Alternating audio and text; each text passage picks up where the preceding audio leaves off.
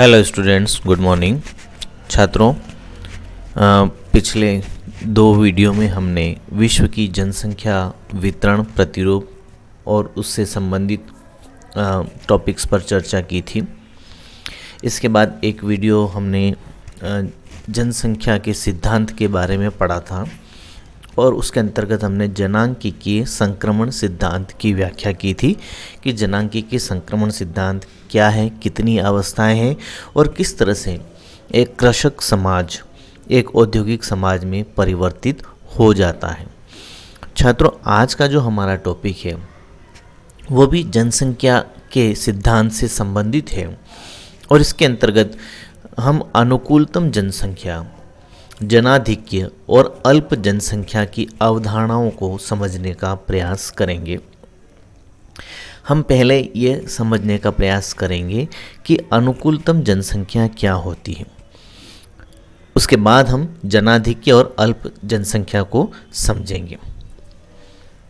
किसी प्रदेश की वह जनसंख्या, ध्यान से सुने और समझें, किसी प्रदेश की वह जनसंख्या जिसे वहाँ उपलब्ध संसाधनों के अनुसार उच्चतम जीवन स्तर की प्राप्ति होती है, उसे हम अनुकूलतम या अभीष्ट जनसंख्या कह सकते हैं। समझ में आया आपको?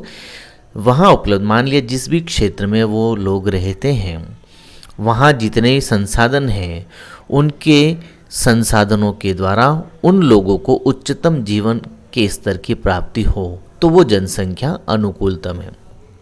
इसको हम ऐसे भी कह सकते हैं कि किसी प्रदेश में उपलब्ध संसाधनों का वर्तमान प्राविधिकी अर्थात तकनीकी के अनुसार पूर्ण विकास करने और उसके उपयोग हेतु आवश्यक एक निश्चित जनसंख्या जिसे उच्च जीवन स्तर प्राप्त होता है, अनुकूलतम जनसंख्या मानी जाती है। जनसंख्या और संसाधन के मध्य पूर्ण संतुलन स्थापित करना कठिन है, अतः किसी प्रामाणिक मापदंड के अभाव में विश्व के किसी भी देश में उपलब्ध सभी संसाधनों का मूल्यांकन और संपूर्ण जनसंख्या से उनके सहसंबंध का निर्धारण करना जटिल और कठिन कार्य है। ये एक डायग्राम दिखाया जा रहा है, इसको आप थोड़ा सा देखें और समझें। ऑप्टिमम पॉपुलेशन, एक तरफ लिखा है अंडर पॉपुलेशन, एक तरफ लिखा है over population. Under population, the population is too small to develop its resource effectively. Over population, increase in population or decrease in natural resource which leads to a decrease in standards of living for the population as a whole। मैं अभी आपको इसका हिंदी अर्थ आगे समझाऊंगा। Optimum population is the article. अब आप ये समझेंगे ऑप्टिमम पॉपुलेशन अर्थात आदर्श या अनुकूलतम जनसंख्या बराबर the size of population which permits the full use of the natural resource of an area giving maximum per capita output and standard of living, जो मैंने शुरुआत में आपको बताया था। इस सिद्धांत की जो उत्पत्ति हुई है, कौन से सिद्धांत की? अनुकूलतम जनसंख्या सिद्धांत। इसकी उत्पत्ति जनसंख्या और संसाधनों के संबंधों के तुलनात्मक विश्लेषण से हुई। ब्रिटेन के अर्थशास्त्री थे एडविन केनन, उन्हें इस सिद्धांत का जनक माना जाता है। उनके अनुसार किसी देश की अनुकूलतम जनसंख्या से तात्पर्य जनसंख्या के उस आकार से होता है जो उपलब्ध संसाधन, पूंजी और वर्तमान तकनीकी की स्थिति में अधिकतम प्रति व्यक्ति आय प्रदान करता है। ठीक है, यदि वास्तविक जनसंख्या अनुकूलतम से अधिक है तो वह देश अति जनसंख्या का देश बन जाएगा, जिसे अभी मैंने आपको डायग्राम में बताया था, ओवर पॉपुलेशन। और इसके विपरीत यदि वास्तविक जनसंख्या अनुकूलतम जनसंख्या से कम हो तो वह देश न्यून जनसंख्या वाला देश हो जाता है।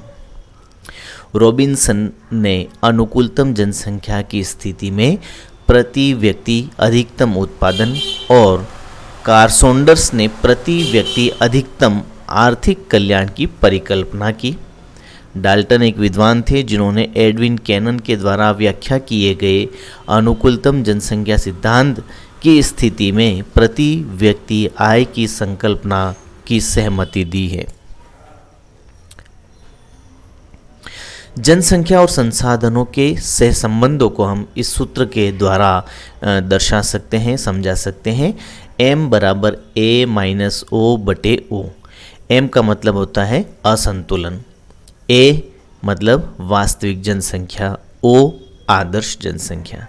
अब देखिए आप, यदि m धनात्मक है तो जनाधिक्य होगा और यदि ऋणात्मक है तो जनसंख्या कम होगी। इसी प्रकार से यदि m का मान o के बराबर है तो जनसंख्या और संसाधन के बीच सहसंबंधों की आदर्श व अनुकूल स्थिति होगी। वस्तुतः किसी भी देश की अनुकूलतम जनसंख्या स्थिर नहीं होती, क्योंकि अनुकूलतम जनसंख्या की अवधारणा एक गतिशील अवधारणा है। यह आप इस डायग्राम से देखेंगे। अनुकूलतम जनसंख्या, ये सेंटर का जो पॉइंट है अनुकूलतम है, स्थिर लाभ लिखा हुआ है। बढ़ता लाभ अल्प जनसंख्या, घटता लाभ जनाधिक्य क्या अति जनसंख्या।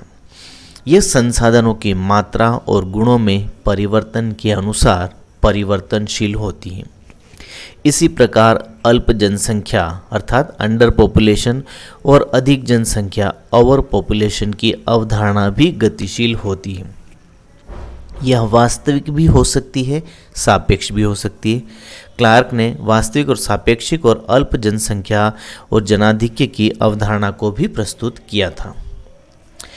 अनुकूलतम जनसंख्या जब हम कहते हैं तो कैसे हम मान लें कि ये जनसंख्या अनुकूलतम है, इसके कौन से मापदंड हैं, तो उन मापदंडों को हम देखेंगे। अनुकूलतम जनसंख्या निर्धारण के जो प्रमुख मापदंड हैं वो निम्न हैं। कौन कौन से हैं? नंबर 1 सकल राष्ट्रीय उत्पाद, नंबर 2 पूर्ण रोजगार, नंबर 3 उच्चतम जीवन स्तर, नंबर 4 संसाधनों का पूर्ण उपयोग, नंबर 5 जनांक की संरचना, नंबर 6 प्रदूषण रहित विकास। ये अनुकूलतम जनसंख्या के निर्धारण हेतु प्रमुख मापदंड हैं। पहला मापदंड देखते हैं हम, सकल राष्ट्रीय उत्पाद। अधिकतम आर्थिक उपयोगिता का आकलन सामान्यतः सकल राष्ट्रीय उत्पाद के रूप में किया जाता है। ये मापदंड अधिक सार्थक नहीं है, क्योंकि यदि समाज के विभिन्न वर्गों और व्यक्तियों में इसका वितरण समान नहीं है तो सभी व्यक्तियों का जीवन स्तर उच्च नहीं हो सकता।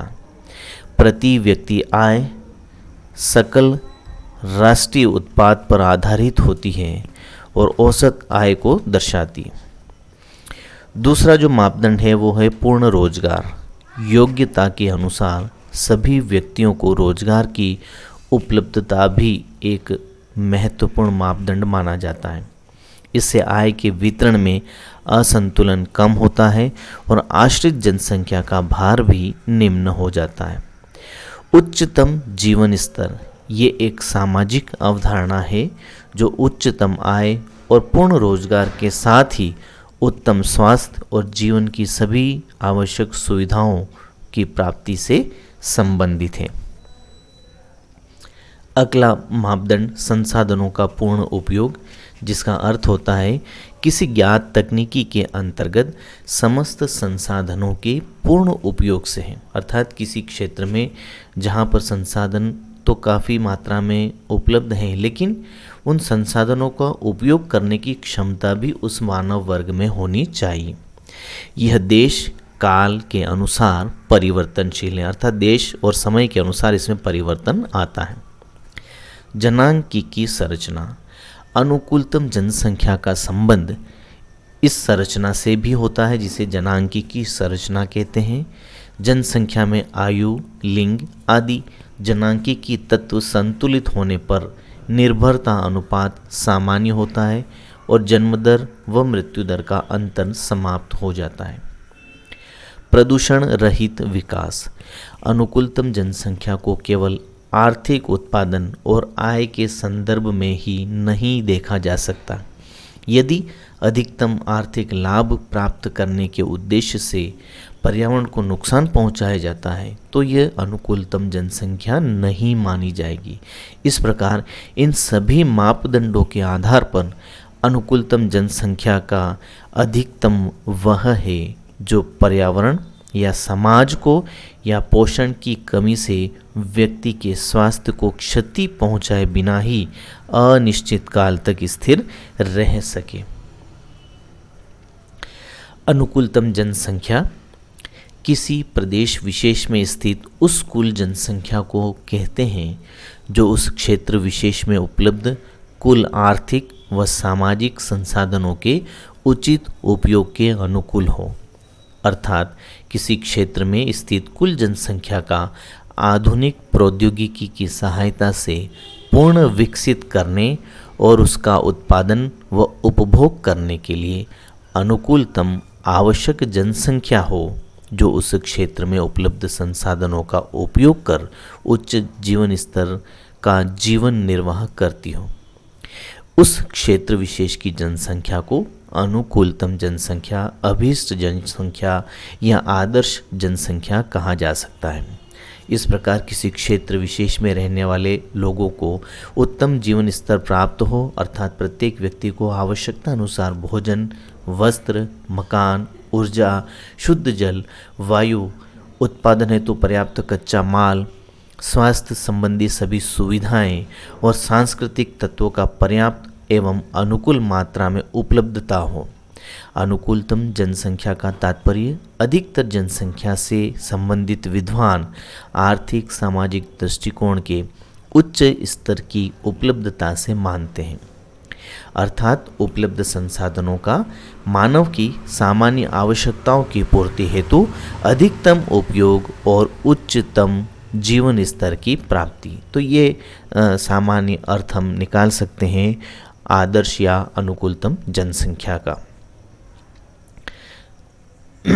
किसी प्रदेश के वातावरण द्वारा प्रस्तुत किए गए संसाधनों में और उस प्रदेश की जनसंख्या द्वारा उन संसाधनों के उपयोग में जितना अधिक संतुलन होता है उतनी ही अधिक मात्रा में उस प्रदेश की जनसंख्या सुख समृद्धि प्राप्त कर सकती है। इसके लिए न तो अति अल्प संख्या होनी चाहिए न अति बहुसंख्या होनी चाहिए। किसी भी प्रदेश की आदर्श संख्या की गिनती भी संसाधनों के शोषण और उपयोग की विधियों और विकास की दशा के बदलने के साथ बदलती रहती है, परिवर्तित होती रहती है। अतः आदर्श जनसंख्या या अनुकूलतम जनसंख्या वह होती है जिसके द्वारा अधिकतम मानव कल्याण संभव हो सके। ऐसा नहीं है कि जनसंख्या में वृद्धि हमेशा हानिकारक हो या जनसंख्या में कमी हमेशा लाभदायक हो। यदि किसी प्रदेश के प्राकृतिक संसाधनों का विकास करने के लिए जितनी संख्या चाहिए उतने व्यक्ति उस प्रदेश में नहीं रहते हों तो वह जनसंख्या में हीन माना जाएगा, अंडर पॉपुलेटेड माना जाएगा। उस देश की जनसंख्या में वृद्धि होने से मानव को लाभ होगा। जब उनकी संख्या बढ़ते बढ़ते आर्थिक क्षेत्रों में अधिकतम उत्पादन की अवस्था को पार करने के बाद बढ़ती है तो उसमें वृद्धि अहितकर होगी, क्योंकि ऐसी स्थिति में आर्थिक उत्पादन में उत्पत्ति ह्रास नियम क्रियाशील होने लगता है। उस समय वह देश अत्यधिक जनसंख्या वाला अर्थात ओवर पॉपुलेटेड माना जाता है। तो इस प्रकार अत्यधिक जनसंख्या का प्रदेश वह होता है जिसमें वर्तमान पूंजी, उपकरण, प्रबंध, उत्पादन विधि और विशेषताओं में कोई परिवर्तन किए बिना ही जनसंख्या के व्यक्तियों में कमी होने पर रहन सहन का स्तर अधिक ऊंचा होने की और आर्थिक विकास अधिक तीव्र होने की आशा हो। ये सामान्य अर्थ और इसका जो सामान्य भावार्थ था वो समझाने का आपको मैंने प्रयास किया है। इस टॉपिक को और इस वीडियो को मैं अभी यहाँ समाप्त कर रहा हूँ। अगली वीडियो में हम अधिकतम जनसंख्या और न्यूनतम जनसंख्या अर्थात जनाधिक्य और जनाभाव वाले टॉपिक पर चर्चा करेंगे। तब तक के लिए धन्यवाद।